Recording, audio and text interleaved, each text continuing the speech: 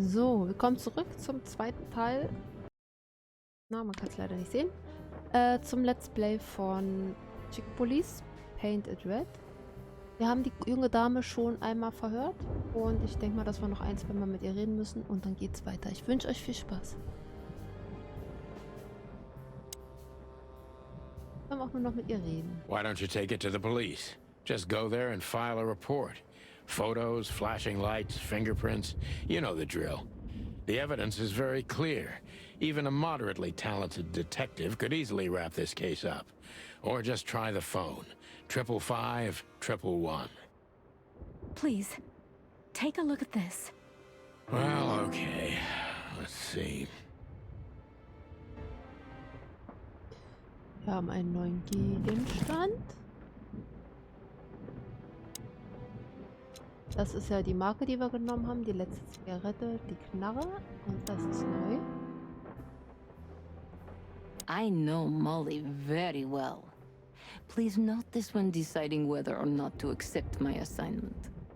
Miss Ibanez is a trusted friend. Treat her as gentleman. N. Okay, also nett zu ihr sein. I felt like I'd been hit on the back of my head with a blackjack. Reality tilted. Molly. Good gods. What was her name doing there? I glanced at the opposite wall with the well-worn picture frames. Like an eternally dark hole in the wall. A missing piece. She was wearing a light silk dress and singing a lullaby. The waves caressing her beautiful long legs. Why Molly? Why now? Ah, das Foto mit dem Mr. Featherland? Papagei. Santino, are you all right? Nein. Error? What the hell is this supposed to mean? I don't know anything, Mr. Santino. My mistress told me to give this to you. She said you'd understand. Don't you? Oh, of course I understand, Miss Ibanez. I get it very well. But this case is becoming more and more confusing. It's starting to look like blackmail. Blackmail? Don't play innocent with me. But... All right. When can I visit? Visit? Me? Nochmal. Not you. Miss Katsenko. Ich habe Miss Katzenklo gerade gelesen. Oh mein Gott. Oh, yes. You can find her at the Czar Club. Didn't you tell me she's not the social kind? That she's especially unsociable? Or does she only like loud and crowded clubs? No, she's really not like that. But she owns the place. Judging by the flyer, it must be a very busy club, especially on New Year's Eve, right? I'm sure you'll have no trouble finding Miss Katsenko, but there's one small problem, Mr. Featherland. Let me guess. Mr. Wessler better not know about my visit. Natürlich nicht. Exactly. How did you know? 20 years experience, ma'am. Oh, and please, call me Sonny. It was a pleasure to meet you, Sonny. I'll talk about the rest with Ms. Katsenko in person. A good friend of mine would be happy to take you home if you'd like. I'd appreciate that, Sonny. Haben wir jetzt noch eine Hasi. Gut. Da ist das Foto. Molly, where do you live now? And Scheint so zu sein. with whom? Ja, werden wir wohl rausfinden. So.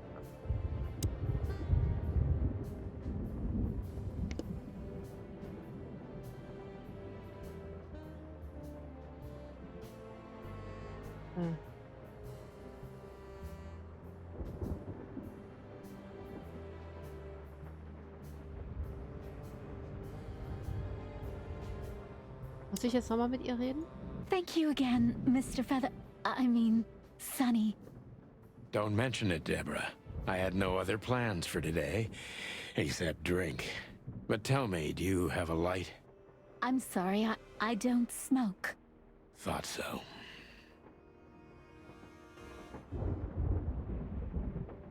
ist die Frage, wie geht's weiter? Wie komme ich hier raus?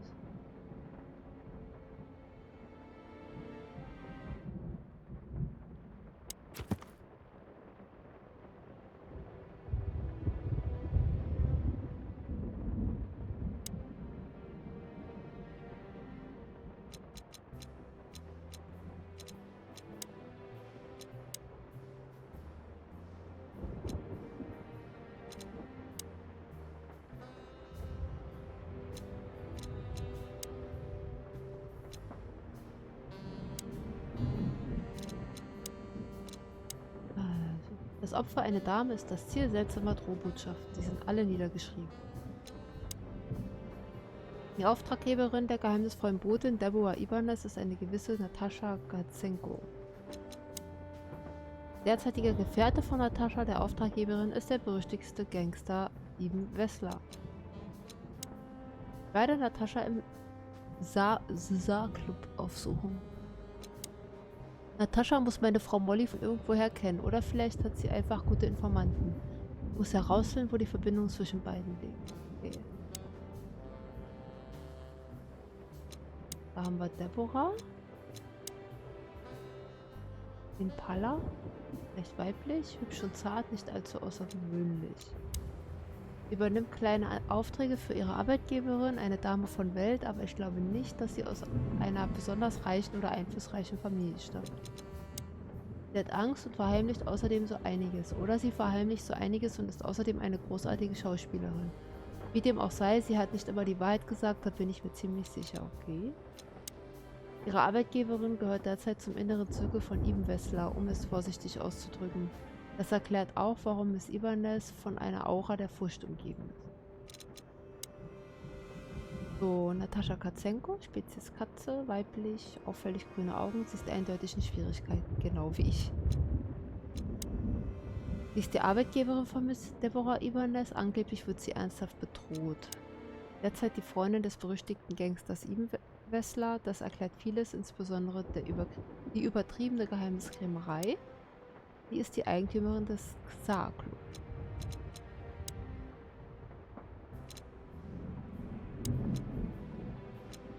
So, Name Lewis D. Hayward, Spezies Kaninchen, männlich. Ein alter Freund von mir, er stottert häufig. Okay.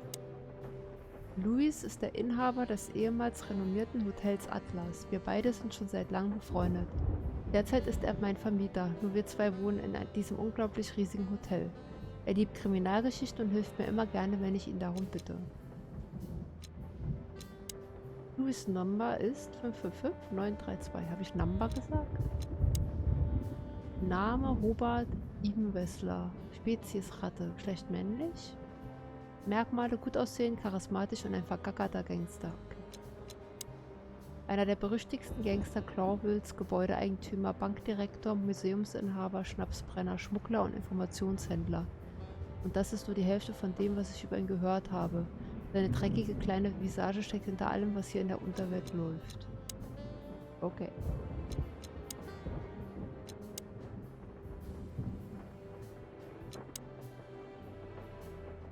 Chickenpolice ist ein berühmtes Ermittlerduo. Santino Sonny Featherland und Marty McChicken wurden durch einen Fall bekannt, der von der Presse der Blutsilvester getauft wurde. Beinahe 10 Jahre lang erlebten die beiden einen kriminalistischen Höhenflug. Dann wurde ihre Zusammenarbeit durch eine schicksalshafte Streitigkeit jäh beendet. Eine Romanserie, verfasst von Meredith H. Marble, erzählt von den Abenteuern der beiden Polizisten. Über einen Zeitraum von 7 Jahren wurden 10 Bücher veröffentlicht, ehe die Serie sowie auch die Chickenpolice selbst aus dem Fokus des öffentlichen Interesses verschwand. Clawville ist seit mehr als 900 Jahren ein unabhängiger Stadtstaat. Die Gründung der Stadt erfolgte durch einen Zusammenschluss von 4 Völkern, was in den 4 Tierbildern und den 4 Händen auf dem Wappen von Clawville sinnbildlich dargestellt ist. Tatsächlich spielten aber auch der Stammesbund der Reptilien und die großen Insektenclans bei der Gründung der Stadt eine tragende Rolle, was auf dem Wappen jedoch nie dargestellt wurde.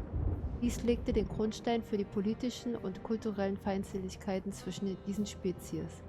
Clawville bewahrte sich seine politische Autonomie und auch den Traum, der einzige Staat in der Wildnis zu sein, in dem alle Tiere, ob Raub- oder Beutetier, friedlich zusammenlebten. So kam die Stadt zu ihrem Beinamen, die Stadt der 1000 Farben. Die 3 Götter werden so gut wie überall in der Wildnis verehrt. Sie werden auch als die großen Wilden bezeichnet und bilden ein göttliches Dreigestirn aus Schöpfung, Zerstörung und Stille. Hariti ist die Göttin der Schöpfung, Tapti der Herr der Zerstörung und, oh Gott, Inquatiti ein formloser Geist der Stille und des Nichtseins. Gemeinsam bewahren sie in stetem Ring die Balance zwischen Werden und Vergehen. Weiß ich aber trotzdem nicht, wie das weitergeht hier. Muss ich die alte nochmal anquatschen? Ja. Just a phone call and a good friend of mine can take you home. Thank you, Sonny.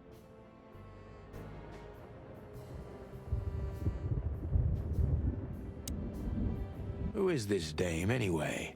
And what the cluck is she doing in my apartment on New Year's Eve? Weiß es gerade nicht.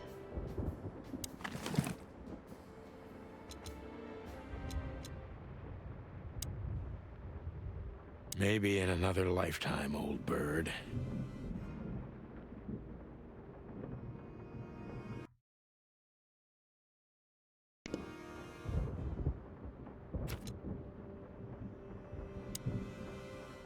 Aber wie war das denn?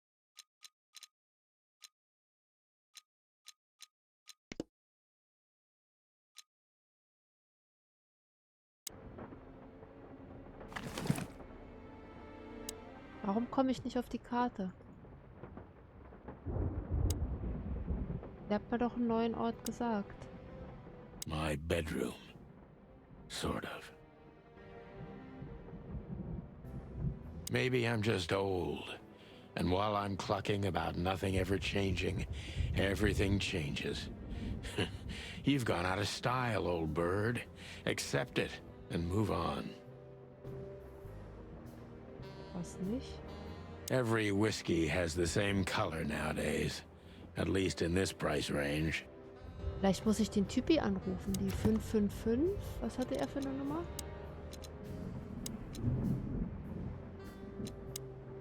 Neun drei zwei. Ah.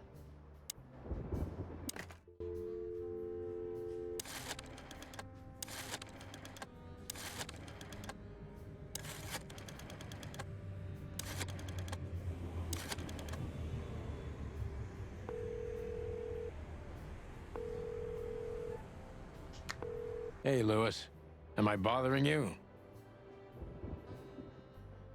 No. Of course not, Sonny. Old friend, what's up? Could you come over? I've got a favor to ask if you're not busy. For you, anything. Just a minute. Lewis arrived a few minutes later. He lived in the rooms above, so it wasn't difficult getting here. Not to mention that he's a rabbit. It was a quick hop. The Atlas Hotel was his inheritance. It was once a well-renowned place, but not anymore. The last economic crisis ruined it. And now, besides me, he was the only resident of this enormous place. Dann quatschen wir mal mit ihm. Thanks for being so quick, Lewis. Can you drive Miss Ibanez home? I have some things to take care of. Of course, Sonny. You know, anything for you. Thank you for being so considerate, Sonny. I appreciate it. Don't mention it. Goodbye, then. So long, Deborah. Before I visit the club, I have to take a detour. I've got a feeling that this case isn't going to be a one-man job. And there's only one bird in this city I can trust. My ex-partner, Marty. He's going to be at the station. I can only hope he'll be willing to talk to me.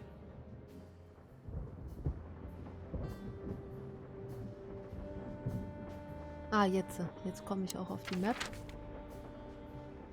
Den Typen, Hauptszene. Hauptszenen bringen die Geschichte voran. Von diesen Szenen ist außerdem abhängig, welche Orte sich öffnen oder schließen. Zum Abschließen des Spiels musst du alle Hauptszenen abgeschlossen haben. Okay.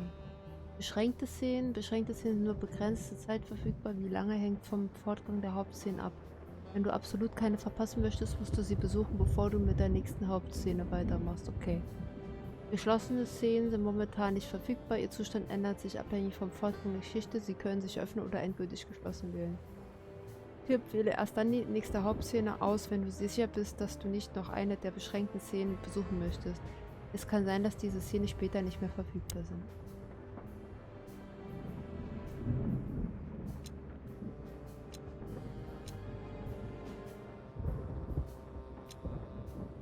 Also ich kann nur da drauf. It was New Year's Eve, and I was driving, half drunk, risking my whole life's work. But still, it didn't feel any different. Every day was the same, and the 121 days I had left till my retirement seemed like an eternity. When I look out the window of the hotel room I call home, I see the same thing every day. A woman in a red nightgown dances slowly in circles to smooth music. The 9 o'clock show, with a glass of cheap bourbon and the red gown with the silent music. In the meantime, the proud city of Clawville is slowly eating itself alive. And we're still here, with nothing left to lose but our sanity, while others, the smart ones, had already gone. Molly. Does her name really upset me this much? All those years of solitude, and I still jump without question every time I hear it. And then there's Marty, my ex-partner, who hates me. But I know I have to speak with him, no matter what. Why do I feel like the past is watching me on this goddamn night?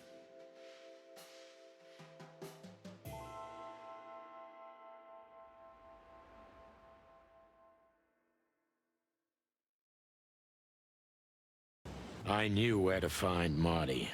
At the station, we'd always draw straws about holiday duty. Marty never joined in.